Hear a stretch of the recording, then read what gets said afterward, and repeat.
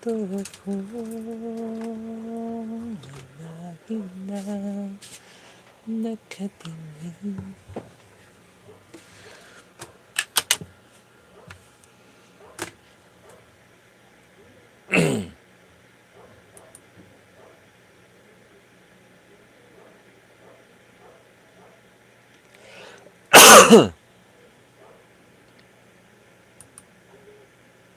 Well, I must have been 5 or 6, yeah. Yeah, and I remember playing the game, and I remember, thinking, oh my gosh, this is so scary. But what I liked about it is that there were ways to kind of get away from the fear for a minute and kind of collect myself. You could pause the game. Now, pausing the game just kind of froze it, right? It doesn't really like protect you, but it does let you literally pause for a second and kind of strategize or think about what can I do, right? There were these safe rooms throughout the house where you could go to save your game. But those were also places where you could go and you could kind of strategize and think about.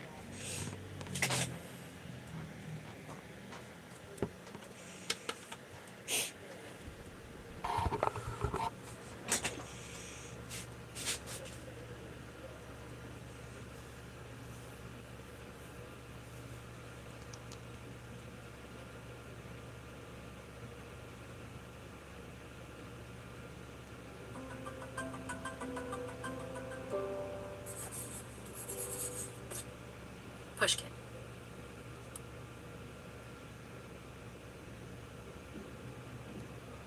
As humans, we do a lot of things that don't make all that much sense. I sometimes imagine a completely rational alien species somewhere out there in the universe that's observing us Earthlings and is totally shocked by how often we act against our own best interests. The Hi, ones that we know aren't good for us. good We avoid evening. small, simple actions like exercising and flossing, preventative care that we know will pay off in the long run. But we also do some truly beautiful things How's that humans and your myself would expect from Sunday? aliens. We donate blood or even an organ to someone in need, and at real risk to our own health. We're kind of 10 strangers who million make viewers. promises Thank you but for never visiting my deliver. live. I also wonder what those aliens would make of the way humans experience happiness. How are you What if it's guys? counterintuitive? The things that promote our How's well-being everything? must look to a totally rational 12 end. million viewers. Hello. It's unlikely I'll ever get a chance to chat with a rational extraterrestrial, like one of the You Vulcans can from ask a Star Trek, question anytime, whose guys. creatures would embody pure logic and self-discipline. Thank you for visiting But my that live. is a human behavior. You can also It's ask a almost like question. Thank I you, get a chance to witness thank this. you. That the Nobel Thank you Prize for the winning top. economist. Although, as you'll hear in this episode, he doesn't exactly fit the stereotype. Leslie, what's my name? How's your I'm Chip, weekend? professor of behavioral economics at the University of Chicago's School of Business. You don't mic drop the like and Nobel laureate. You Did you know, bring it? Did you bring the medal? Like, do you bring it in your pocket in case pull it up on video? it's a little heavy. So, Don't forget to give me a thumbs I up, know. After guys. Richard Thaler started writing his seminal book, The Winner's Curse: Paradoxes and Anomalies of Economic Life, all the way back in the 1980s. So you might be For those who surprised to wants to hear ask that Julian and his series questions, about okay, I can unfading also books read of money and life your and energy several decades after using a creating the book tarot. that transformed the way I think about human behavior, Richard is republishing it with new research and new reflections on the irrationalities of everyday life, all with the help Hi, of a real guys. author. My name is Alex Simas. I'm Don't also a forget to professor sub, of behavioral guys. economics and behavioral science at the Booth School of Business. I What don't have what any is Nobel this laureate for? recognition, so You'll What get is back this a couple for? minutes on Yeah, you Sunday, can I'm sure. also ask Okay. any questions, or you So, want to know literature, of course, versus one your of my energy favorite for your books of zodiac sign. 2025.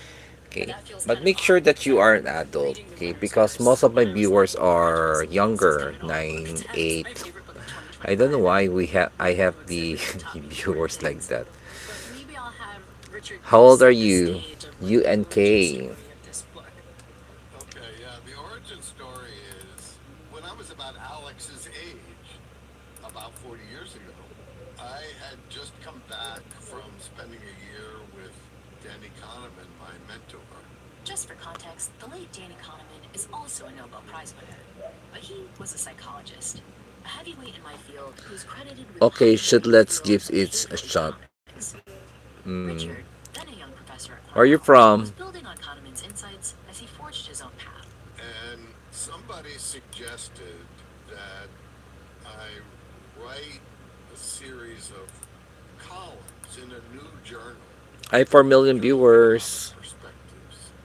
The journalist Thank you aimed for at sub, the guys. general economist. You can also So visit the my journalists and blog, my videos not blog. specialists too Yeah, much. I If there have was a many issue, I I would write post about something. recently. An Okay, anomaly.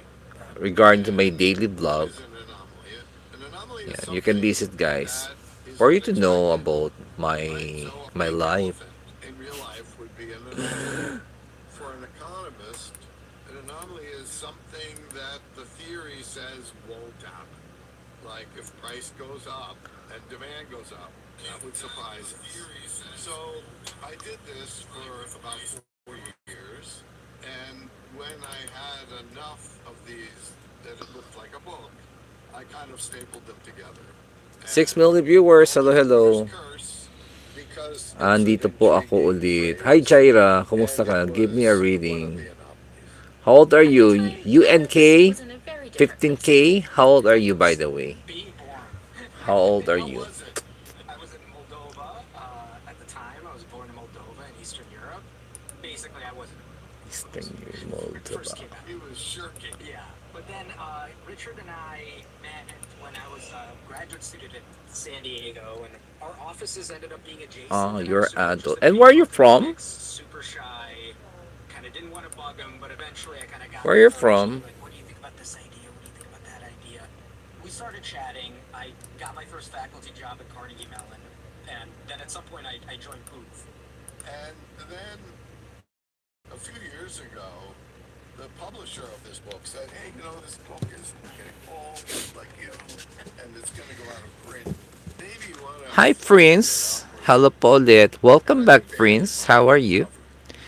And I'm inclined not stupidly, to say my I thought, oh, well, locations. maybe there's something Okay. suspicious. I respect it if you don't Fortunately for want me, to say. maybe But there's no stupidly. problem if you reveal what Well, country you I have a are, clever right? idea It is not your. to I'm not get asking Alex to what is help. your So I've address. just I just piled want to up. know. I just want I not wrote only me a but also the number viewers of these what afterwards. country you And belong. the question Okay, was, it's 40 years later. that's my deal. How does this If stuff you tell me what country you establish itself? from, I can read. I will gonna read It's really your zodiac sign. I straightforward and got easy. the Like we'll gold snap this thing out in medal 6 months. sa laban. It Ay, ended up working. congratulations to Being really, Prince really bad. It took Anne. us about 4 years now to actually I'm finish it from up. That's Osania. largely because So if you some say Osania, old that's a The Irish continent. Midwinter's Curse Okay, includes the that's original a pronunciation continent mechanics composed of behind countries of infusions. like It also includes Australia, New issues that make the Zealand, old right? ideas hold up today. really how this has held up in terms of Anyway, the do you know your quality zodiac of some of sign? the results. Have these results U and proved K. Do you to know be your alive in the zodiac real world? sign? Like the original results were largely, Six. regressions in lab experiments with Hi, compounds, Jaria. relatively small How are samples you? in some cases. And we've had 40 years. There's been hundreds of replications. Where are we now? So far, Aquarius. I think we'll Aquarius. emphasize this is So you probably too early are to not make enormous sure claims ourselves. The findings are if you are really Aquarius robust. because Everything about Aquarius this is experiment started has been for the validated. December In our next 21 book, explorers up, all about the surprising ways humans up act to differently January. from what's known as the standard economic Okay, model, the model of rational behavior that both Vulcans it will and start humanists January tend to 20 to expect from February us. 18. The standard economic Okay, model is really that because after people, Sagittarius it will be as economists Capricorn. call them, agents, solve problems by optimism.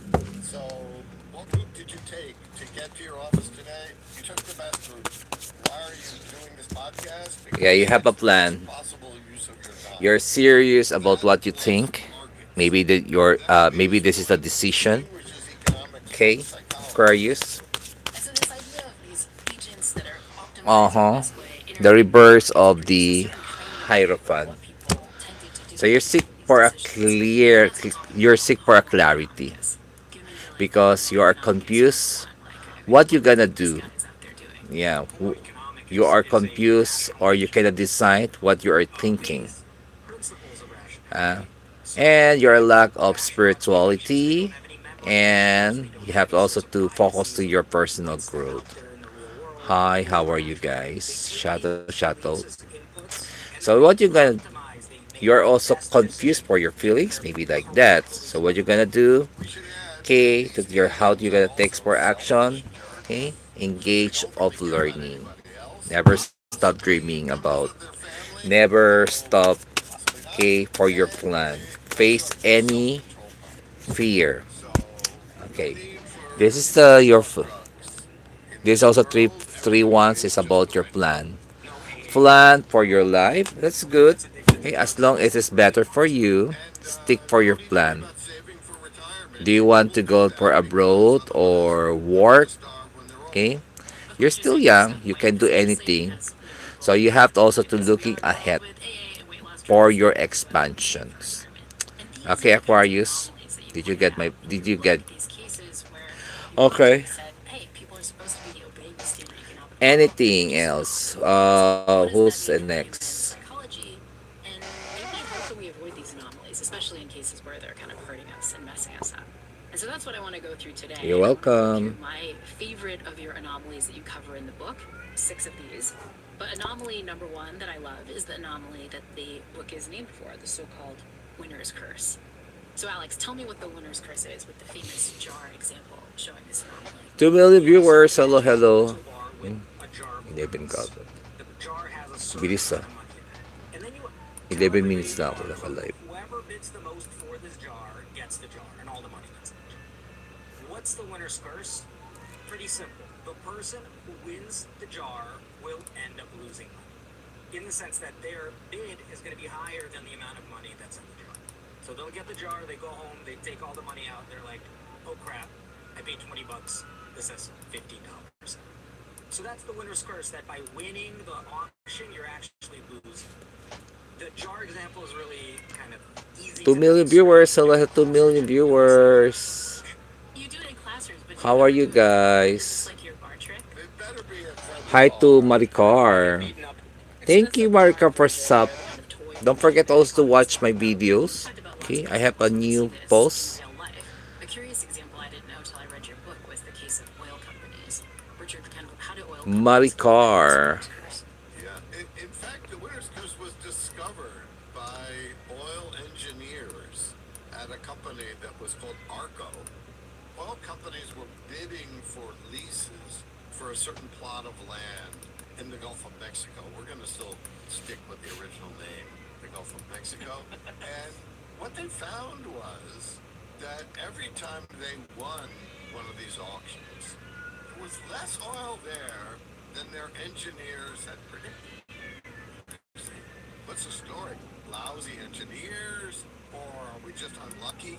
And then they figured out no, actually, it's that if there are lots of people bidding, the winner is going to be the one whose engineers on this plot had the most optimistic forecasts.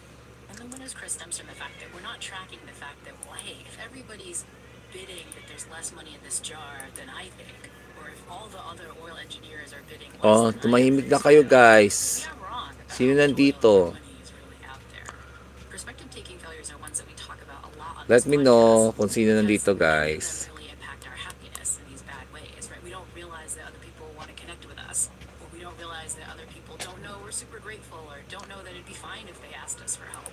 So there's all these cases in the happiness science where perspective taking failures kind of mess up how much happiness we could be getting from other people. But this is one where it seems to be messing up a lot of the value that we get from winning, like quite ironically. Yeah. And so, how do we overcome the winner's curse? How do we take into account what other people are bidding and other people's perspectives a little bit more to break this? Well, a simple lesson is in the actual bidding circumstances, the more bidders there are, the less you should bid. Now, that is really counterintuitive and nice. If Alex is auctioning off this jar of coins and there are 10 of his friends in the bar, and then 20 more people come in and we let them bid, all of Alex's friends should lower their bids. And that's just hard to get your head around. Yeah, I feel like my intuition is exactly the opposite. Right. Because you have the intuition, oh, I want to win. No. The goal should be to submit a bid that if it wins, it will be lower than the amount of money.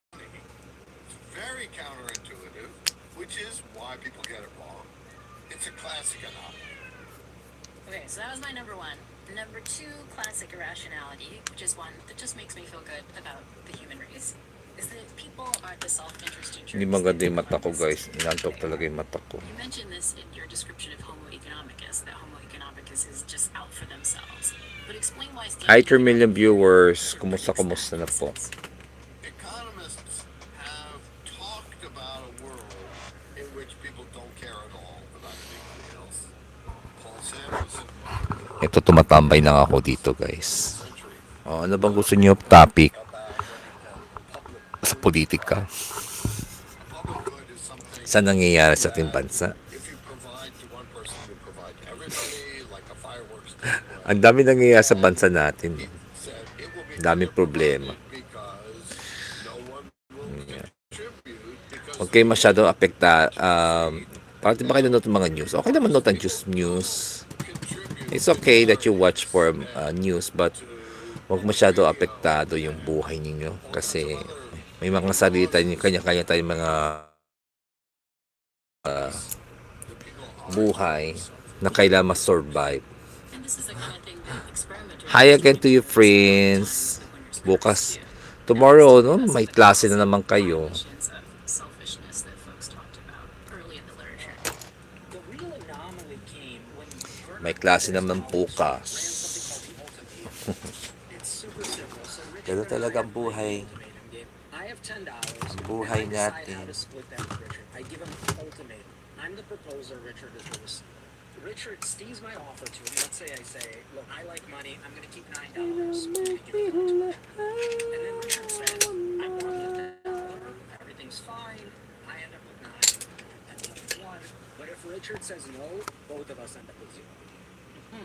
And so, if Homo economicus is the proposer, he should give, 1 penny, right? Keep $9.99 for himself. And if Richard is a Homo economicus, Richard goes, wow, 1 penny. 17 minutes na. Bilis kagat ng panahon. No? Ang bilis kagat. 7 minutes na, guys.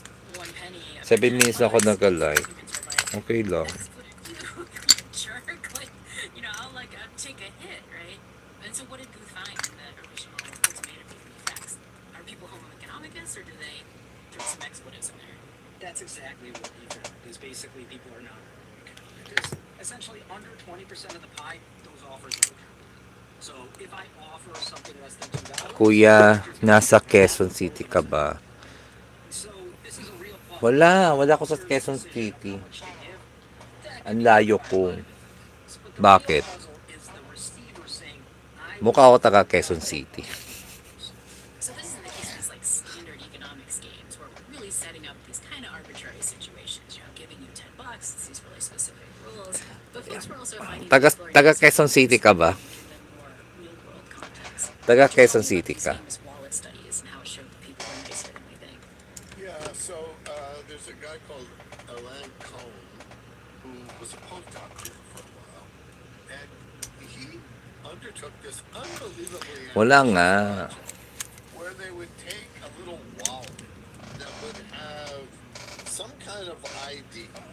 Suppose it's Alex's wallet. Wala ako sa Quezon City. Something like his Malayo po ako. stuff on it, and sometimes money, Taga malayong lugar po ako. sometimes, key, and they would turn it in at some place like a hotel lobby or a train station.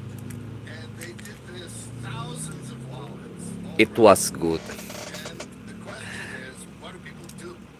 Are they more or less likely to try and find the owner of the wallet if it has money in it? 3 million viewers. Hello po sa 3 million More viewers. money that's there, the less likely they Bakit gising ka pa, Prince? Di ba may meron kang pasok bukas? and the opposite happens.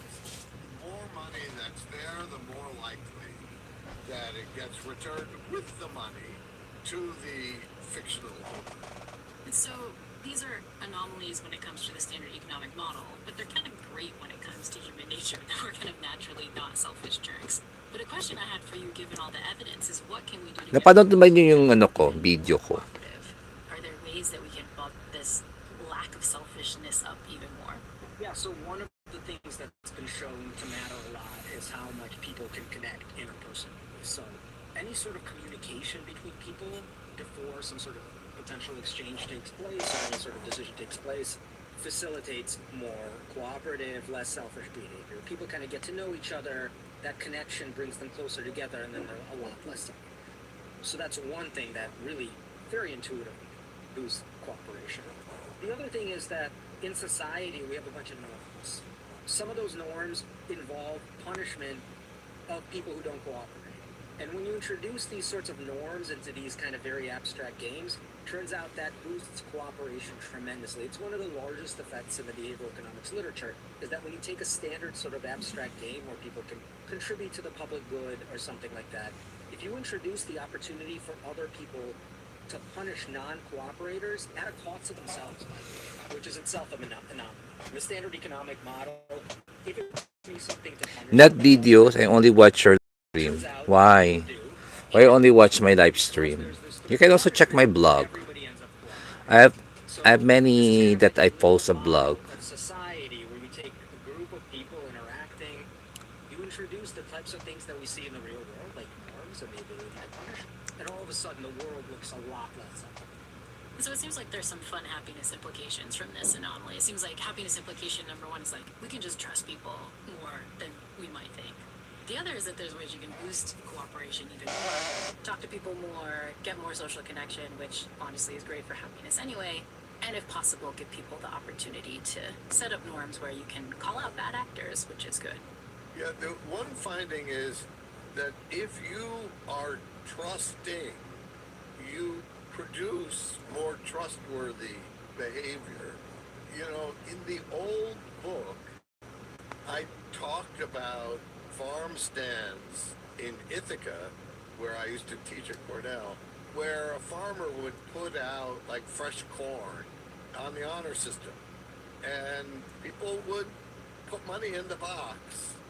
And Alex and some of our behavioral economics friends were out hiking in the Swiss Alps this summer and came across a place that had wine and cheese. What were they Yes, selling? oh, nasa sa So Quezon City these ako. cabins secluded in the Alps, Yeah, nobody there. bakit? You come in, there's wine Okay and ka na. cheese set up. You Nasa pick Quezon up, City and ako. you put your money in the little box. It's less quaint than Cornell, I guess, like fresh corn versus really Happy? nice French wine. But yeah. But you have to hike up there to get it. Coming up after the break, we'll dive into more of my favorite irrationalities. Like why Ang keep kulit paying mo din, attention Prince, no? only Sinabi ko nang, once, and why it's so hard to actually redeem the frequent flyer miles I've been hoarding. The Happiness Lab will be right back.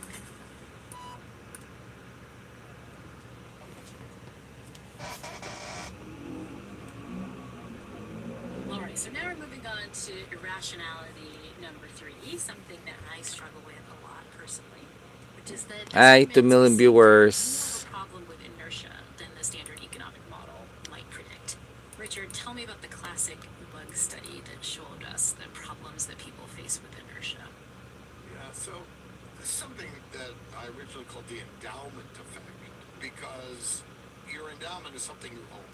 And the empirical result is that we value stuff we have more than we would be willing to pay to get it. So maybe have me and Alex play. If you were putting me in an endowment effect study, how would you do it?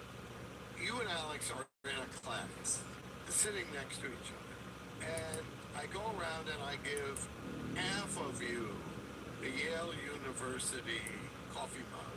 It says Bula Bula or something on the mug. Bula Bula, which, of course, for those that don't know, is the Yale fight chant. There are literally those mugs in the bookstore, so yeah. And then we say, all right, what we're going to do is we're going to have a market for these mugs. Lori, you have a mug, and you're asked for each of the following prices, are you willing to sell it or not? So $10, $9.50, so forth, down. And Alex is asked, at each of these prices, are you willing to buy one? Now, a principle of economic rationality is if you wouldn't pay $6 to get it, then you should be willing to sell it for $6.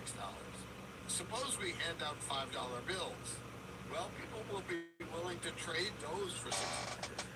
And they won't pay $6 to get one, right? So mugs should be like $5 bills.